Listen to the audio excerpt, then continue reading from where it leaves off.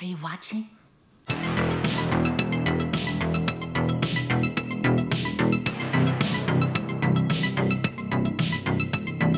Hi guys, my name's Barry and welcome back to the channel. Today we're going to be breaking down the ending to Weapons and why some victims recover and others don't, and the grim logic behind the film's final voiceover. Now this should go without saying, but I will say anyway, there are going to be spoilers in this video because we're talking about an ending to a movie. So if you haven't seen the movie and you don't want to be spoiled, then don't watch this video. But if you have seen the movie or you don't mind spoilers, then continue watching. So just to quickly recap the ending of the movie, we see Justine and Archer going to Alex's house at the end of the movie, and they realise that every missing child was drawn towards Alex's house. Inside, Alex's Aunt Gladys is revealed as a dying witch who enchants her victims, drains their life, and commands them to kill for her. She's been puppeteering Alex's parents, and when she couldn't puppeteer them anymore to get any healthier, then she sends Alex to his classroom to collect things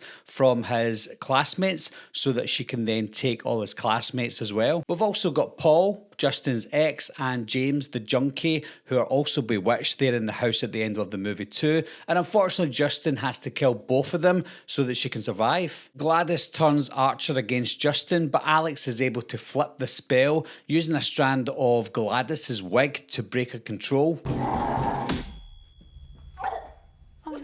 The children pour out the basement, chase Gladys into the street, and then they tear her apart. Her death frees the victims. Archer recovers first, while most of the others remain catatonic. At the very end of the movie, we see Archer finally finding his son Matthew, grabbing him, walking into the distance. But then we get a voiceover that explains Alex leaves town to live with another aunt. Some kids slowly begin speaking again, but Alex's parents never recovered. Something interesting that I noticed about the town is far from perfect. It feels like Gladys isn't just supernatural, she embodies the community's hidden cruelties like addiction, infidelity, and small town paranoia. So it's almost like they picked this town specifically because they feature all of those things. When it comes to the victims recovering, and some people recovering and some people don't, that may be unexplained to some people, but if you look back on it, then you can kind of figure out why that's the case. If you look at Archer, for example, he was only under Gladys' spell for a couple of minutes,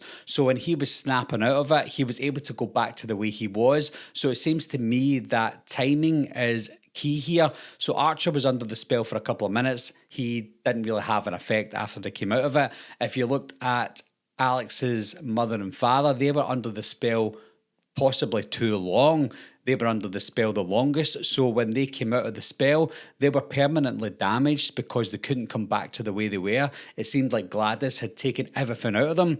But then when you look at the kids, they were under the spell less, so for a lesser time, and they're also younger as well, so it could be that maybe there was some life left in those children. And when you look at the voiceover or listen to the voiceover at the end, they do mention that some of the kids started to speak again. So eventually you can assume that all of the kids would become normal again. Some of them even started talking again this year. I think an interesting thing that you can take away from this as well is it doesn't seem like Gladys knew exactly what she was doing. It looked to me like she was copying from some sort of book or something. I don't think she invented these spells. So what would be an interesting thing is it's not just Gladys that's out there. It's not just Gladys that's a witch that's taking people's souls or life for them to live longer.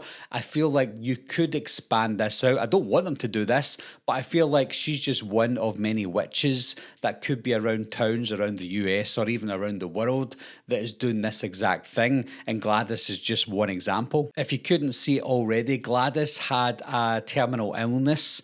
Don't know what it was exactly, but she was dying, and the only way for her to continue living was to take the souls or take the life of other people with this spell that she was casting to, for example, her niece and her niece's partner. But she quickly realised that the life from them wasn't really working. She was still ill, albeit she was still living a little bit longer, but she needed more lives in order for her to live longer. That's why she chose those 17 kids in Alex's class. It could be that there was a high number of them, or it also could be that they were young as well, so it was helping her live that little bit longer. I'm very sick, Alex.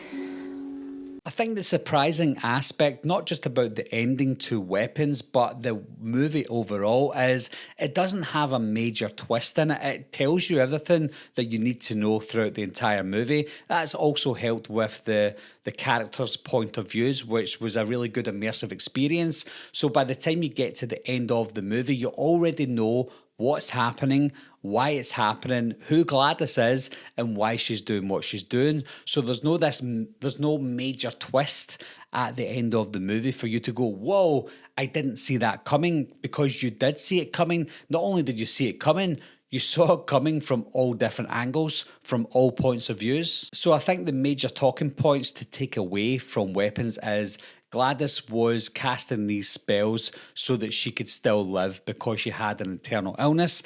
If she didn't cast the spells, she would probably die. Therefore, she has to take all these lives. And then when it comes to after the spells are broken, the lesser time you're within those spells, the better chance you have of recovering.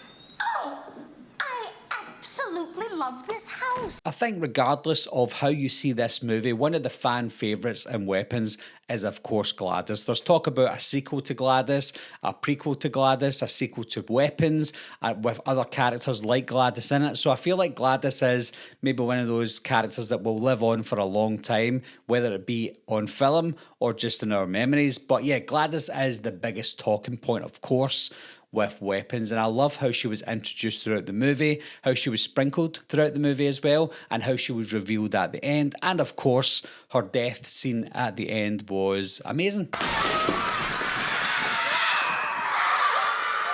So what are your thoughts on the ending to Weapons? Did I explain it the way you thought about it as well, guys? Was there something that I added there that you didn't know about? Or was there something that I missed that maybe explains it a little bit more? As always, leave your thoughts and opinions down below. Let me know what you think, and I'll talk to you soon. I'll be right back.